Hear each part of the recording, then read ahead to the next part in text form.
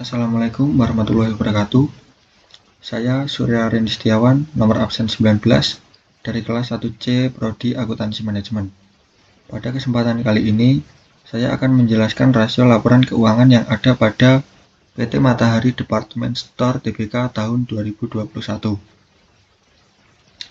Baik, saya akan membahas rasio profitabilitas. Yang pertama ada gross profit margin.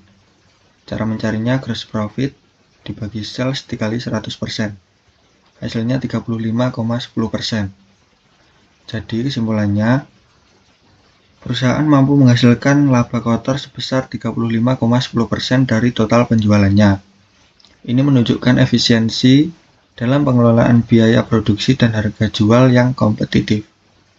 Yang kedua, operating profit margin. Cara mencarinya, operating profit dibagi sales dikali 100%. Hasilnya 10,95%. Jadi kesimpulannya, laba operasional yang dihasilkan sebesar 10,95% dari total penjualan.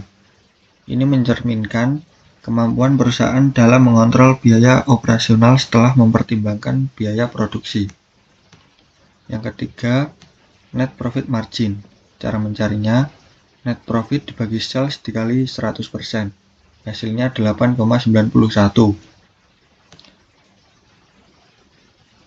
Dari hasil ini mengindikasikan profitabilitas yang cukup baik meskipun ada pengurangan dari laba operasional. Yang keempat, ROA. Cara mencarinya, net profit dibagi total aset dikali 100%. Hasilnya 15,60%. Dari hasil ini menunjukkan efisiensi dalam penggunaan aset untuk menghasilkan keuntungan. Yang kelima, ROE. Cara mencarinya, net profit dibagi total equity dikali 100%. Hasilnya 90,75%.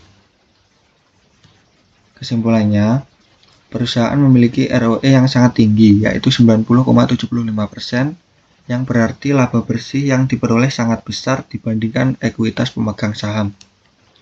Ini menunjukkan bahwa perusahaan sangat efektif dalam mengelola modal sendiri untuk menghasilkan keuntungan. Yang keenam, ROS. Cara mencarinya, EBITDA dibagi sales dikali 100%. Hasilnya 12,73%. Dari hasil ini mencerminkan efisiensi dalam menghasilkan keuntungan sebelum dikurangi beban pajak dan bunga. Yang terakhir ada EPS. Cara mencarinya, net profit dibagi total shares dikali 100%.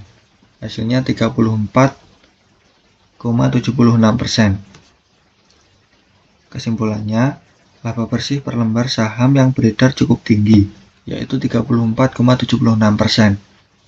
Ini berarti setiap saham yang dimiliki investor menghasilkan laba yang cukup besar. Selanjutnya, saya akan membahas rasio likuiditas.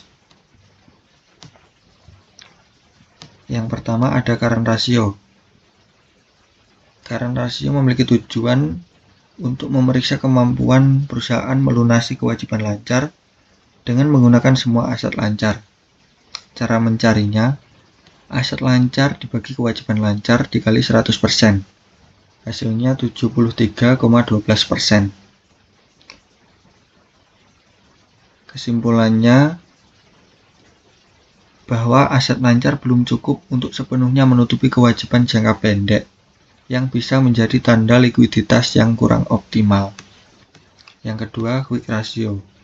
Cara mencarinya, aset lancar dikurangi persediaan dibagi kewajiban lancar dikali 100%.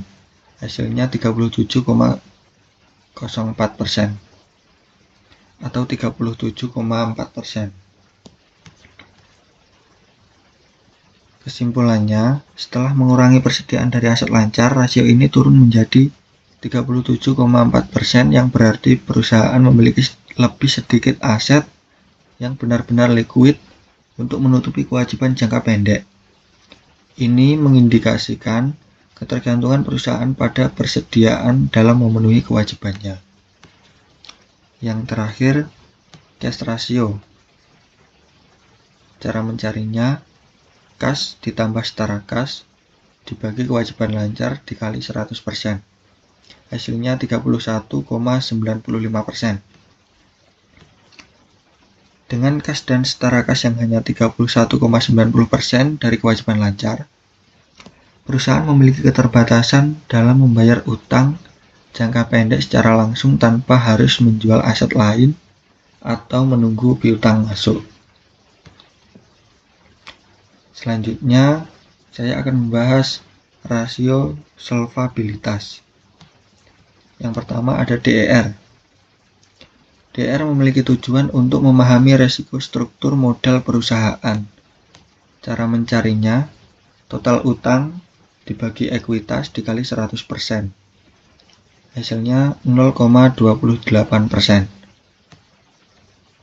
Kesimpulannya, rasio ini sangat rendah, menunjukkan bahwa perusahaan memiliki struktur modal yang sangat sehat dengan proporsi utang yang sangat kecil dibandingkan ekuitas. Ini mengindikasikan resiko keuangan yang rendah. Yang kedua, debt ratio. Cara mencarinya, total utang dibagi total aset dikali 100%. Hasilnya 0,05%.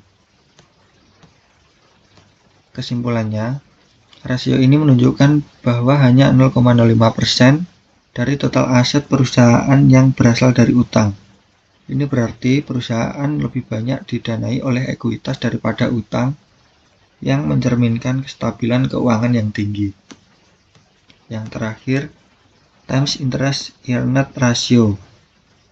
Cara mencarinya, laba sebelum pajak dan bunga dibagi beban bunga dikali 100%. Hasilnya 5,76%. Kesimpulannya, perusahaan memiliki laba sebelum pajak dan bunga yang 5,76 kali lebih besar dari beban bunga tahunannya. Ini menandakan bahwa perusahaan memiliki kemampuan yang sangat baik dalam membayar bunga utangnya yang memiliki risiko gagal bayar yang sangat rendah. Yang terakhir, saya akan membahas rasio aktivitas. Yang pertama, account receivable turnover. Cara mencarinya, net credit sales atau total penjualan kredit dikurang retur dikurang diskon dibagi rata-rata piutang yang hasilnya 19.770,93%. Kesimpulannya, perusahaan memiliki perputaran piutang yang sangat tinggi, menunjukkan bahwa piutang cepat dikonversi menjadi kas. Ini menunjukkan kebijakan kredit yang efisien atau pelanggan yang cepat melakukan pembayaran. Yang kedua, inventory turnover. Caranya, COGS dibagi rata-rata persediaan dalam 2 periode. Hasilnya 245,24%. Hal ini menunjukkan manajemen persediaan yang baik dan permintaan produk yang tinggi. Yang ketiga, working capital turnover. Cara mencarinya, penjualan tahunan bersih dibagi ekuitas di awal periode ditambah di akhir periode dibagi 2. Hasilnya 1295,92%. Perusahaan menggunakan modal kerja dengan sangat efisien untuk menghasilkan penjualan, mencerminkan optimalisasi aset lancar. Yang keempat, fixed asset turnover. Cara mencarinya, penjualan tahunan bersih dibagi aset di awal periode ditambah di akhir periode dibagi 2. Hasilnya 169%. Kesimpulannya, efisiensi penggunaan aset tetap cukup tinggi, menunjukkan bahwa aset tetap perusahaan mampu menghasilkan pendapatan yang signifikan. Yang terakhir, perputaran aktiva. Cara mencarinya, total penjualan dibagi total aset, yang hasilnya 175,76%.